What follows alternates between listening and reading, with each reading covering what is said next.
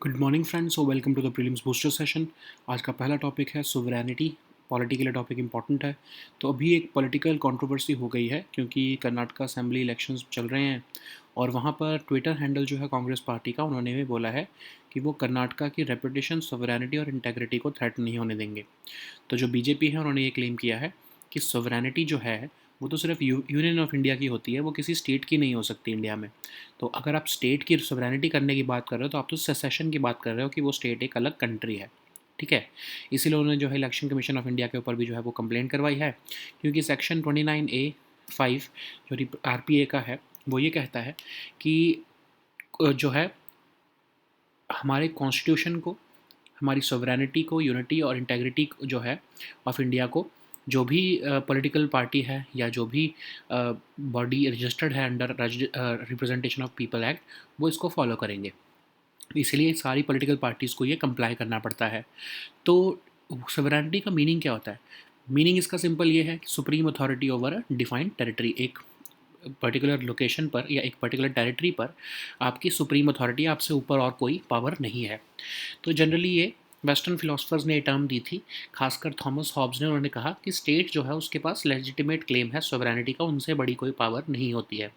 अब sovereignty Indian constitution में भी मेंशन है, हमारे प्रियम्बल में ही शुरू हो जाता है कि सोवरेनिटी जो है वो रिपब्लिक ऑफ इंडिया के पास है। ठीक है, अब कॉन्स्टिट्यूशन सोवरेनिटी वर्ड कैसे यूज़ करता है?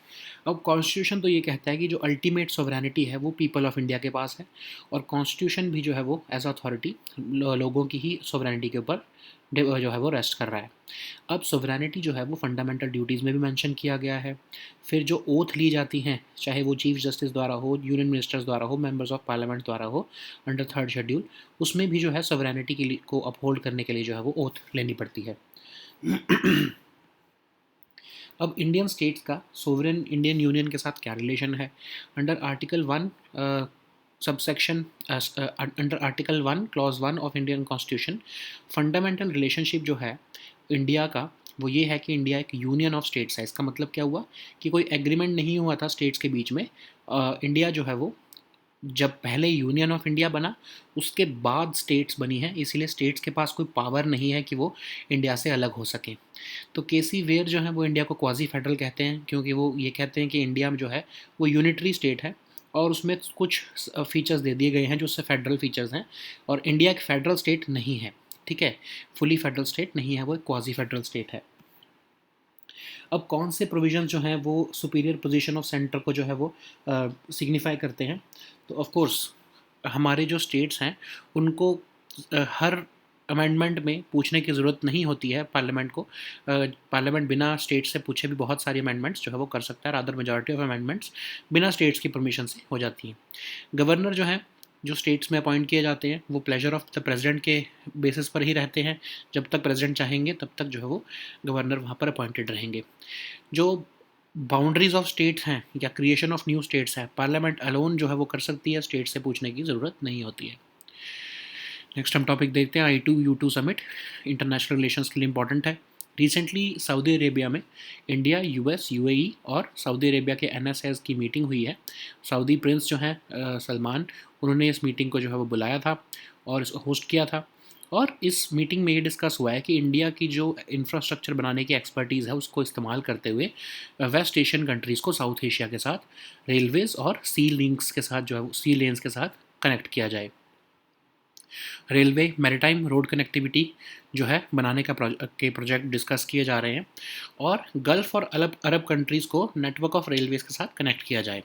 अब ये इशू जो है सबसे पहली बार इज़राइल ने उठाया था। इज़राइल ने कहा कि इस रीजन को हमको इंडिया के साथ कनेक्ट करना चाहिए। इंडिया की एक्सपर्टीज़ जो है वो बिग इंफ्रास्ट्रक्चर प्रोजेक्ट्स बनाने में, उसका इस्तेमाल करते हुए इस जो है वो रीजन को बनाना चाहिए। ठीक है, अब ITU2 जो है वो है क्या? ITU2 एक डिप्लोमेटिक ग्रुप है इंडिया, इज़राइल, US और UAE का, जिसको 2021 में लॉन्च किया गया था। एक इंटरनेशनल फोरम है, इसको कहा जा रहा है कि ये न्यू क्वाड है और ये मिडल ईस्टर्न क्वाड है, और गवर्नमेंट लेवल कोऑपरेशन से बियॉन्ड जाकर जो है वो इस रीजन में जो है वो कोऑपरेशन की जाएगी। अब इंडिया क्यों इस प्रोजेक्ट में पार्टिसिपेट करना चाहता है? क्योंकि बीजिंग जो है, चाइना के जो इन्फ्लुएंस है वेस्ट एशियन रीजन में बढ़ता जा रहा है, तो इंडिया जो है वो ऑफ कोर्स उसको काउंटर करना चाहता है। इंडिया के अपने भी इंटरेस्ट वेस्ट एशिया में बहुत ज़्यादा हैं। देखो, जैसे हमको क्रूड ऑयल मंगाना होता है वहाँ से, फास्टर मूवमेंट अगर हम इंश्योर करना चाहते हैं तो हमें कनेक्टिविटी प्रोजेक्ट्स लगाने पड़ेंगे। इंडिया एक इंफ्रास्ट्रक्चर बिल्डर की तरह भी जो है वो सामने आया है। इंडिया बाकी कंट्रीज़ में, जैसे अभी रिसेंटली श्रीलंका में हमने स्ट्रॉन्ग रेल नेटवर्क जो है हमारा इंडिया में तो है ही, हमने वहाँ पर भी जो है श्रीलंका में भी बनाया। तो ऑफ कोर्स हम एक तरह से काउंटर दे सकते हैं Chinese belt and road projects को। ठीक है। अब इंडिया की जो कनेक्टिविटी है वेस्टर्न नेबर्स से, वो बहुत ही चैलेंजिंग है। क्यों? क्योंकि पाकिस्तान जो है वो हमको ट्रांजिट जो है रूट्स नहीं देता है, कनेक्टिविटी जो है वो अलाउ नहीं करता है। तो इसलिए हमें अभी तक जो है वो पोर्ट्स का इस्तेमाल करते हुए जो है वो कनेक्टिविटी, मैरीटाइम कनेक्टिविटी इंश्योर करनी पड़ रही है। नेक्स्ट हम टॉपिक देखते हैं यूरोप डे। इंटरनेशनल रिलेशंस के लिए ये भी टॉपिक इंपॉर्टेंट है।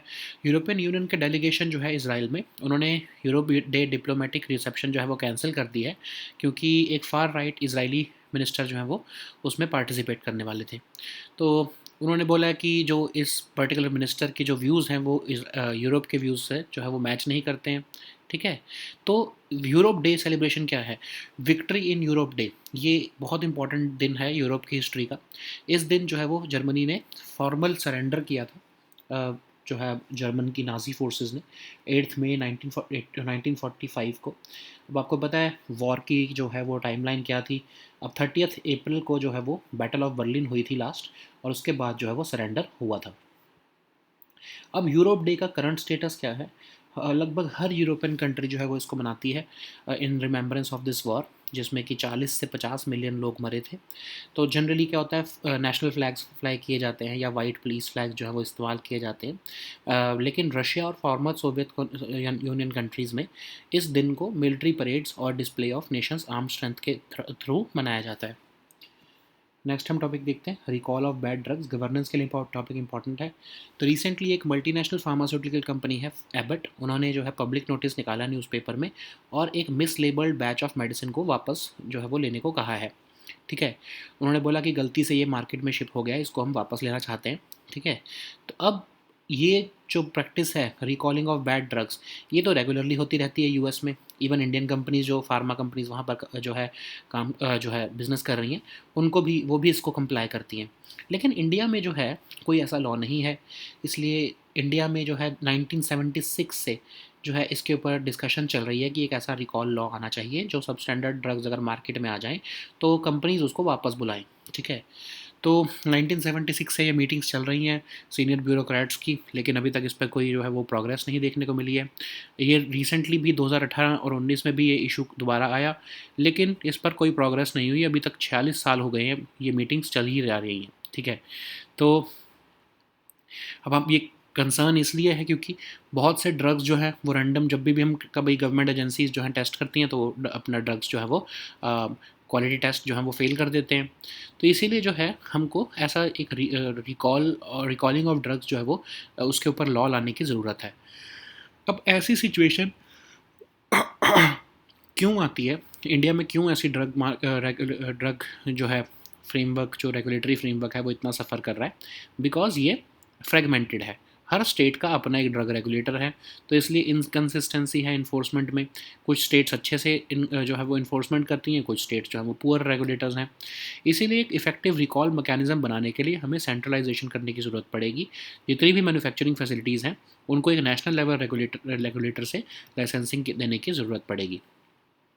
तो इसमें most probably drug controller general of India ही जो है वो आएंगे सामने। और drug controller general of India कौन है? हेड ऑफ डिपार्टमेंट होते हैं जो central drugs standards control organisation के जो हेड होते हैं। और ये ड्रग्स एंड कॉस्मेटिक्स एक्ट 1940 को जो है वो एनफोर्स करते हैं। नेक्स्ट हम टॉपिक देखते हैं financial stability and development council. Economy के लिए टॉपिक इंपॉर्टेंट है। फाइनेंस मिनिस्ट्री जो है मिनिस्टर जो है उन्होंने recently 27th meeting of FSDC जो है वो चेयर की है। एक नॉन स्टैट्यूटरी एपेक्स काउंसिल है जो फाइनेंस मिनिस्ट्री ने बनाई थी 2010 में एक एग्जीक्यूटिव ऑर्डर द्वारा। इसके चेयरपर्सन जो है वो फाइनेंस मिनिस्टर होते हैं, और of course financial sector regulators के जो हेड्स होते हैं वो इसके मेंबर्स होते हैं। फाइनेंशियल स्टेबिलिटी और डेवलपमेंट को जो है स्ट्रेंथन करना जो है वो इसका पर्पस है। इसको बनाया कब था? जब रघुराम राजन कमेटी 2008 में ये रिकमेंडेशंस दी थी, तो 2010 में इसको एग्जीक्यूटिव ऑर्डर से बनाया गया है। नेक्स्ट हम टॉपिक देखते हैं first air force heritage centre. Security के लिए टॉपिक इंपॉर्टेंट है। डिफेंस मिनिस्टर ने रिसेंटली नेशन के पहले इंडियन एयरफोर्स हेरिटेज सेंटर को जो है इनाग्रेट किया है। चंडीगढ़ में लोकेटेड है, पहला हेरिटेज सेंटर है। आईएफ जो इंडियन एयरफोर्स के वेरियस रोल्स जो है रहे हैं वेरियस वॉर्स में, उसको हाईलाइट करते हैं। और इंडियन एयरफोर्स का first patented aircraft Kanpur 1 vintage prototype aircraft, वो भी यहाँ पर शोकेस किया जा रहा है। Augmented reality, holograms, virtual reality, जो भी मॉडर्न फीचर्स हैं वो यहाँ पर शो किए जा रहे हैं इंटरेक्टिव कियोस्क के साथ। तो एक स्पेशल सेगमेंट भी यहाँ पर डेडिकेटेड है विमेन ऑफिसर्स के लिए। और यहाँ पर यूनिफॉर्म्स ऑफ जो है इंडियन एयरफोर्स वो भी शो की जा रही हैं। नेक्स्ट हम टॉपिक देखते हैं एयरबस C295। ये टॉपिक सिक्योरिटी के लिए इंपॉर्टेंट है। तो पहला C295 जो इंडिया ने जो है वो बनाया है, उसने मेडन फ्लाइट जो है वो कंप्लीट कर ली है और जो है वो अपनी डिलीवरी के लिए तैयार है by the second half of 2023। तो ये एक न्यू जनरेशन टैक्टिकल एयरलिफ्टर है जो कि लाइट और मीडियम सेगमेंट में जो है वो काम करता है। इसको बनाया तो एयरबस ने है, यूरोपियन मल्टीनेशनल एरोस्पेस कॉरपोरेशन ने, और ये एक रॉबस्ट और रिलायबल प्लेटफॉर्म देता है। बहुत ही वर्सटाइल भी है, मल्टी रोल ऑपरेशंस के लिए वर्ल्ड वाइड में फेमस है। जैसे कि इसमें एयर टू एयर रिफ्यूलिंग की जा सकती है, एयरबॉर्न अर्ली वार्निंग सिस्टम लगा हुआ है, वाटर बॉम्बर की तरह इस्तेमाल किया जा सकता है। जैसे कि कोई फॉरेस्ट फायर है तो इसमें इसका पानी भर के इसका इस्तेमाल किया जा सकता है।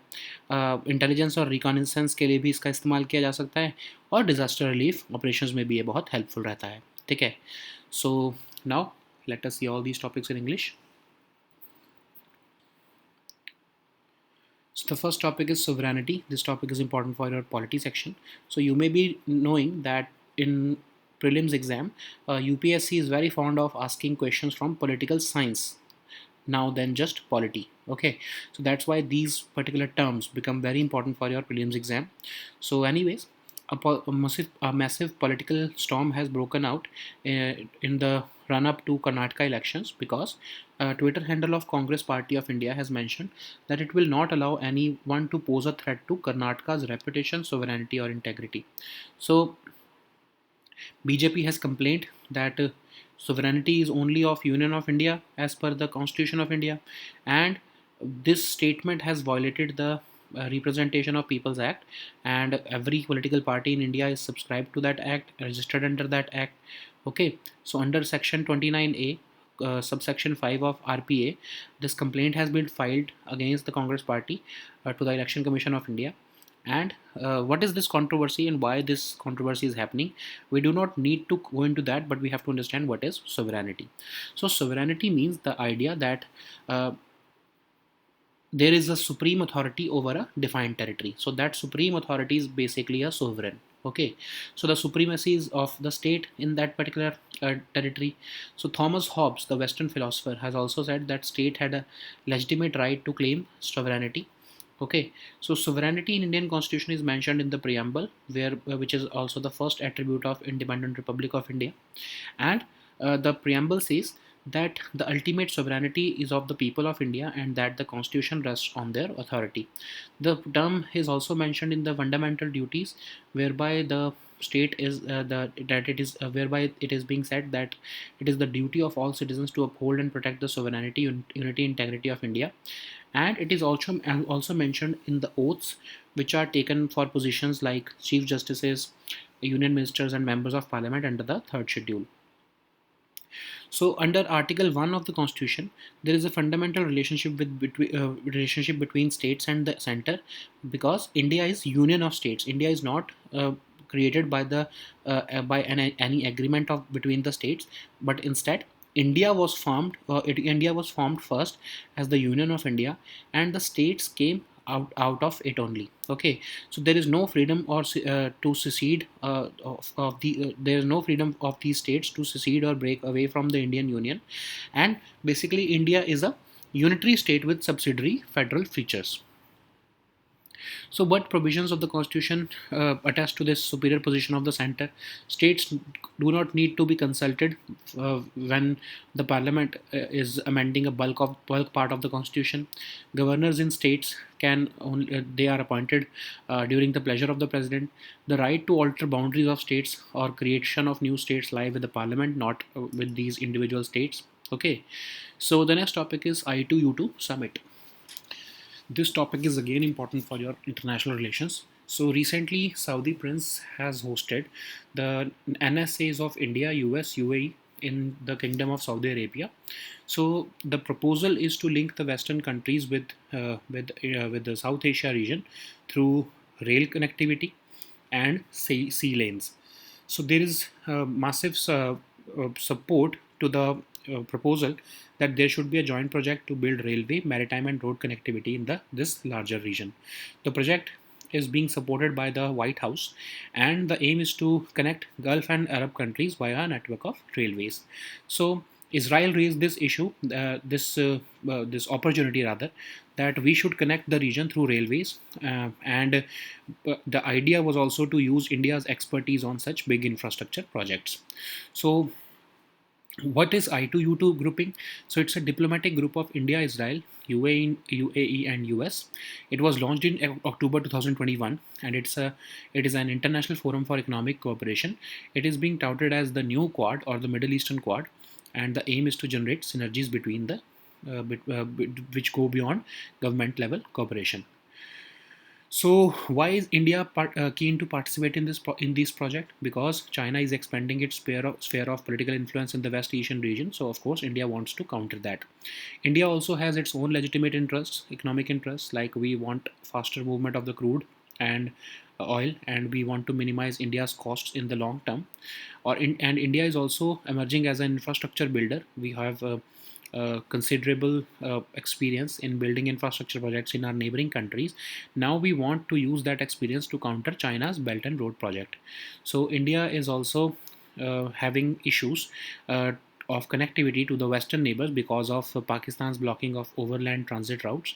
So India wants to use shipping routes to reach West Asian ports. So the next topic is Europe Day. This topic is important for your international relations. So European Union's delegation in Israel has cancelled its Europe Day diplomatic reception over the planned participation of a far-right Israeli minister, saying that it does not want to offer any platform to someone whose views are not in consonance with EU. So this Europe Day is basically the day on which German armed forces formally accepted defeat and they surrendered. So the events of World War II are mentioned here, uh, and Europe Day is celebrated by almost every European country in remembrance of the war, which killed almost 40 to 50 million people. On this very day, the national flags are flown, and with or white police flags are flown, and in Russia and former Soviet countries, Victory Day celebrations are marked with military parades and a display of nation's armed strength. So the next topic is recall of bad drugs. This topic is important for your governance section. Recently, Abbott, a multinational pharmaceutical company, has published a public notice in newspapers alerting people that they have inadvertently shipped to the market a mislabeled batch of medicine. So this is the situation which is basically the trend of recalling of bad drugs from the market. It takes place regularly in the US, including by the Indian companies who are having business there. And India, on the other hand, is mulling the creation of a mandatory recall law since 1976. So several bureaucrats from health ministry and state governments have been talking about this issue since 1976. But even after 46 years, India still lacks a recall law. Why this is happening? Because India's drug regulatory framework is very fragmented, and each state is having its own drug regulator. So there is inconsistency in enforcement of the law and jurisdictional issues. So if we want to create if an effective recall mechanism, the responsibility of recalling drugs has to be centralized. All manufacturing facilities should be licensed by a national level regulator, and perhaps if this becomes a reality, then this DCGI would become that regulator, which is the head of department of CDSCO, and it uh, is assigned the functions under the Drugs and Cosmetics Act of 1940. So the next topic is Financial Stability and Development Council. This topic is important for your security section. Economy section. Finance Ministry has Minister has recently chaired the 27th meeting of Financial Stability and Development Council.